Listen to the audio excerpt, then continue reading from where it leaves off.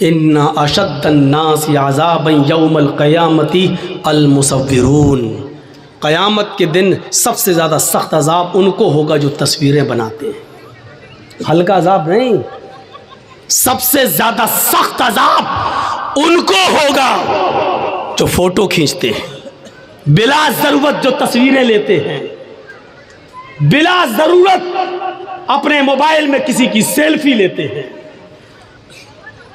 उनको अज़ाब होगा। ये तो एक ज़रूरत है, चलो बन जाती है। जर्जी साहब औरंगाबाद में बोल रहे हैं, कल पूरी दुनिया सुन लेगी। इसका तो चलो इस्लामी का एक फ़ायदा है, पासपोर्ट बनाना है तो खींच लो, कोई बात नहीं। किसी को भेजना है, आधार कार्ड लगना, आपका फ़ोटो लगना है तो चलो सेल्फी ले लो। बिना किसी गर्ज़ व गायत के और मकसद के आप सेल्फी लेंगे? किसने इजाज़त दी आपको? क्या करेंगे आप? जर्जी साहब को अपने मोबाइल में कैद किया, कल भेजेंगे, देखो हमारे घर आए थे, हमारी दुकान पे आए थे, मैंने मुलाकात की। मैं अपनी मिसाल नहीं, आप सबकी मिसाल दे रहा हूँ, जिसकी भी खींचो, यही तो मकसद होता है। इन्ना अशद्दन्नास अज़ाबन यौमल क़यामह। अल्लाह के नबी फरमाते हैं क़यामत के दिन सबसे सख्त अज़ाब, सबसे सख्त अज़ाब, हल्का, सबसे हल्का अज़ाब तो ये होगा जिसने दुनिया में सबसे कम गुनाह किए होंगे, उनके पैरों के नीचे 2 आग की चिंगारी रख दी जाएंगी बस। इन्ना अहवन अहलिन नारी अज़ाबन यौमल क़यामति लरजुल यूज़अ फ़ी अख़मसि क़दमिही जमरतान। पैरों के तलवे ये होते ना, इनके नीचे आग की 2 चिंगारी रख दी जाएंगी बस, एक इस पैर के नीचे, एक इस पैर के नीचे। इन दोनों चिंगारियों की वजह से यग़ली मिनहुमा दिमागु, उसका दिमाग हांडी की तरह खोल रहा होगा, पतीली की तरह खोल रहा होगा, जैसे पानी खोलता है, हीटर पे रख दो, चूल्हे पर रख दो तो खोलता है। यरा अन्नहु अशद्दु अज़ाबन, वो समझ रहा होगा कि सबसे ज्यादा सख्त और हार्ड अजाब मुझे दिया जा रहा है, हालांकि उसको सबसे हल्का अजाब होगा। ये दुनिया में सबसे हल्का अजाब उसको होगा जिसके पैरों के तलवे के नीचे आग की 2 चिंगारियां रखी जाएंगी, इससे उसका दिमाग खोल रहा होगा और वो समझेगा कि हमें सबसे ज्यादा सख्त और हार्ड अजाब हो रहा है। तो जब सबसे हल्का अजाब का ये हाल है तो सबसे ज्यादा सख्त अजाब का हाल क्या होगा? और तस्वीर बनाने वालों को सबसे ज़्यादा सख्त अजाब होगा। अब देखता हूँ मेरी तकरीर ख़त्म होने के बाद कितने लोग मेरी सेल्फ़ी लेते हैं, और जो सेल्फ़ी लेता है इसका मतलब वो जलसा सुनने नहीं आया है, इसका मतलब उसको इस्लाम से मोहब्बत नहीं है, इसका मतलब यह है कि वो कुरान और हदीस पर अमल नहीं करना चाहता है, उसकी नीयत ख़राब है।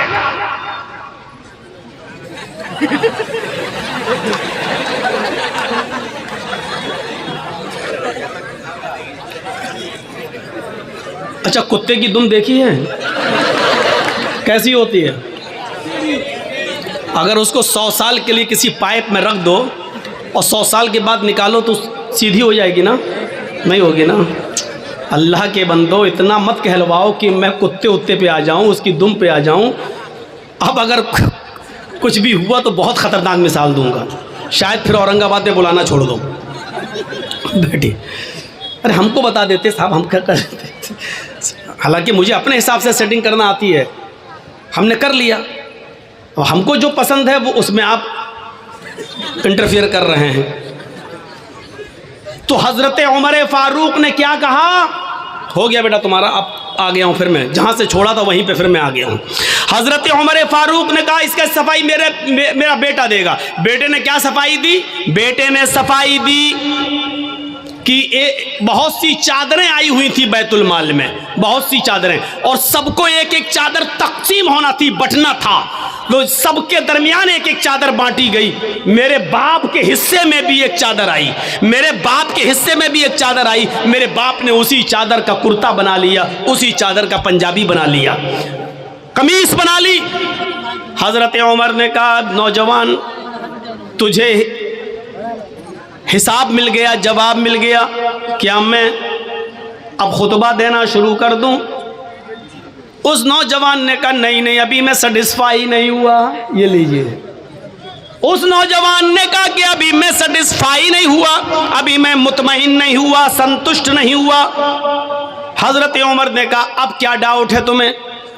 उसने कहा अमीरुल मोमिनीन, एक एक चादर तो सबको मिली थी, मेरे हिस्से में भी तो एक चादर आई थी, एक चादर में मेरी कमीज नहीं बनी। तुम तो हमसे ज्यादा लंबे हो, हमसे ज्यादा चौड़े हो, हमसे ज्यादा मोटे हो, जब मेरी कमीज नहीं बनी तो आपकी कैसे बन गई?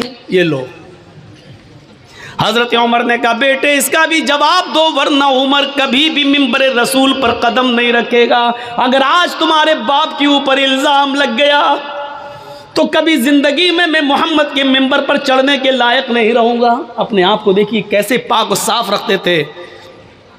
यही सब बातें उस साइंटिस्ट ने पढ़ी थी तो कहा था कि इस्लाम से बेहतर कोई मजहब नहीं है, लेकिन जब हालात देखे कि अपने भाइयों की भी जमीन पर कब्जे करने वाले सबसे ज्यादा मुसलमान, गरीबों की जायदादों पर कब्जा करने वाले और यतीमों का माल भी खा जाने वाले सबसे ज्यादा मुसलमान, तब उसने कहा था कि दुनिया की बिगड़ी हुई कौमों में सबसे ज्यादा बिगड़ा हुआ मुसलमान। बेटे ने कहा आए नौजवान, सबको एक एक चादर मिली थी, मेरे हिस्से में भी एक चादर आई थी, मेरे बाप के हिस्से में भी एक चादर आई थी।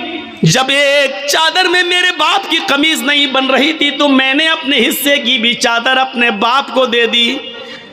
मेरी और अपनी दोनों चादर मिलाकर मेरे बाप ने कमीज बना ली। वो नौजवान खड़ा होता और कहता अमीरुल मोमिनीन, अब मैं मुतमईन हो गया, अब मुझे सुकून मिल गया, अब मैं सेटिस्फाई हो गया, अब आप खुतबा दीजिए। तब हजरत उमर फारूक ने खुतबा देना शुरू किया।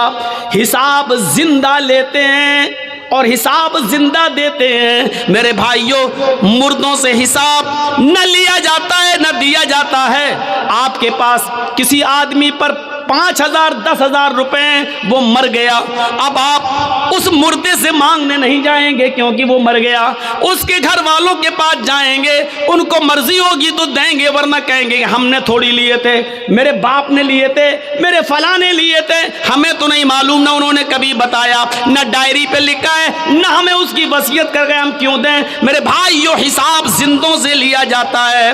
आप अपने बेटे का हिसाब लो, आप अपनी बेटियों का हिसाब लो, आप अपनी बीवी का हिसाब लो। आप अपने समाज में रहते हो, समाज का सरदार आपका हिसाब ले, आप सरदार का भी हिसाब ले सकते हैं। मेरे प्यारे साथियों, इस्लाम यही शिक्षा लेकर हमारे सामने आता है और यही बताता है।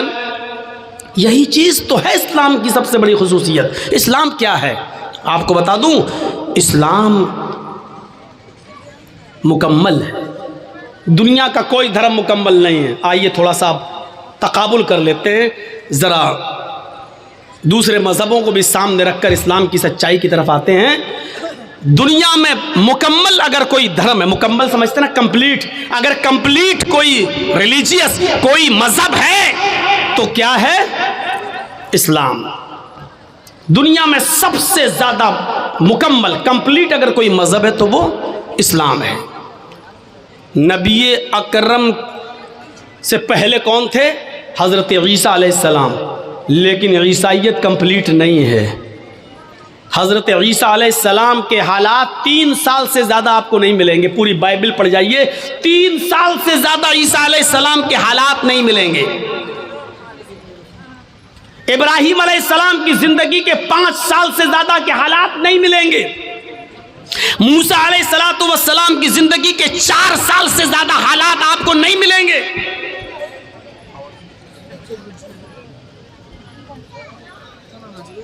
पढ़ जाइए आप, पूरी रामायण पढ़ जाइए, दोनों रामायण, रामचरितमानस तुलसीदास जी की और वाल्मीकि रामायण वाल्मीकि जी की। रामचंद्र जी के हालात का अगर आप जायजा लें तो पूरी जिंदगी के हालात उनके भी नहीं मिलेंगे। सिर्फ महाभारत के एक युद्ध के इर्द गिर्द वो घूमती है उनकी पूरी कहानी। लेकिन अल्लाह के रसूल की ज़िंदगी का अगर आप मुताला करें, मोहम्मद रसूलुल्लाह की लाइफ की अगर आप स्टडी करें, तो जिस दिन से पैदा हुए और जब आप इस दुनिया को छोड़कर रुखसत हुए, पैदाइश से लेकर 40 साल तक नबी नहीं बने थे तब तक के हालात, और 40 साल से लेकर 23 साल और 63 साल, यानी 23 साल की नबवी जिंदगी, 13 साल मक्के और 10 साल मदीने की, 63 साल की जिंदगी के अगर हालात, एक एक दिन के हालात भी अगर आपको देखना हो तो आप पढ़ेंगे तो मोहम्मद रसूलुल्लाह की पैदाइश से लेकर आखिरी वक्त, आखिरी सांस तक के हालात आपको मिलेंगे। पैदाइश के हालात ये थे कि जब आप पैदा हुए तो माँ उनकी आमिना कहती है, मेरी आंखों के सामने से एक नूर चमका, एक रोशनी हुई और ऐसा लगा कि उस रोशनी ने पूरी दुनिया को रोशन कर दिया। ये इस बात की तरफ इशारा था कि आया आमिना, तूने जो बेटा पैदा किया है वो ऐसी रोशनी लेकर आया है कि वो रोशनी, उसकी कुरान की रोशनी, उसकी इल्म की रोशनी पूरी दुनिया को रोशन कर देगी। जब आपकी उम्र कोई बहुत ज्यादा नहीं हुई, 1.5-2 महीने के हुए, और मक्के की फिजा जब बहुत ज्यादा खराब थी, आब हवा बहुत ज्यादा खराब थी, मक्के में बीमारियां फैली हुई थी, तो मक्के की औरतें अपने बच्चों को दूसरे देहात में, दूसरे शहरों में भेज दिया करती थीं। दूसरी औरतें उनको दूध पिलाया करती थीं ताकि बच्चा बीमारी से महफूज रहे, तंदुरुस्त होकर लौटाया जाए। हलीमा सादिया कबीले साद से चली और वो भी और औरतों के साथ आती है, और जब आती है तो उसी की किस्मत में मोहम्मदुर रसूलुल्लाह थे। कुछ हुज्जत के बाद, बहस व मुबाहिसे के बाद आमिना ने अपना बेटा हलीमा को दे दिया। हलीमा सादिया कहती है कि मेरी सवारी बहुत कमजोर थी, जब मैं कबीले बनु साद से सवारी पर बैठकर आई तो थक जाती थी और कहीं कहीं रुक जाती थी, बैठ जाती थी, आधा 1 घंटा सस्ताती थी, उसके बाद दोबारा चलती थी। लेकिन जब मोहम्मद को मैंने लिया, इस 1.5 महीने के बच्चे को जब मैंने अपनी गोद में लिया, इस 45 दिन के बच्चे को जब मैंने अपनी गोद में लिया और उस सवारी के ऊपर बैठी और कबीले बनु साद अपने घर में, अपने खानदान में लेके आने लगी, तो मेरी वही सवारी जो थक जाया करती थी, हवा से बातें करने लगी, उसकी बीमारी खत्म हो गई, थकने का नाम नहीं लेती थी, कभी रुकने का नाम नहीं लेती थी। पीछे से बनु हलीमा की सहेलियां, उनकी दोस्त, उनकी सहेलियां पीछे रह गईं, उनकी सवारियां पीछे रह गईं, और हलीमा की सहेलियां चीख चीख कर कहने लगी, ओ बिनते अबू ज़ुऐब, ओ अबू ज़ुऐब की बेटी, जरा रुक जा, मुझे भी तू अपने पास आ जाने दे, हम लोग साथ में आए थे, साथ में जाएंगे। जब तेरी ऊँटनी थक जाती थी, तेरी सवारी थक जाती थी, तो हम भी रुक जाते थे। आज तू रुकने का नाम नहीं ले रही है, जब जा रहे हैं तो तू अकेली भाग रही है, अरे हमें भी तो अपने साथ लेके चल। और पीछे मुड़कर हलीमा कहती, मैं कैसे रुकूं, ये ऊँटनी रुकने का नाम ही नहीं लेती है, बाखुदा मैं नहीं जानती हूँ कि इस ऊँटनी को क्या हो गया है, ये तो बड़ी कमजोर थी, बड़ी लागर थी, बड़ी नहीफ थी, बहुत ही ज्यादा कमजोर थी, पता नहीं इसमें इतनी ताकत कहाँ से आ गई। फिर वो उस 1.5 महीने के बच्चे को उठाती है, कहती है, बाखुदा मुझे तो इस बच्चे में कोई चमत्कार नजर आ रहा है, मुझे तो इस बच्चे की कोई बरकत नजर आ रही है। मेरे प्यारे साथियों, यहाँ से मोहम्मद रसूलुल्लाह के हालात का जरा जायजा लीजिए।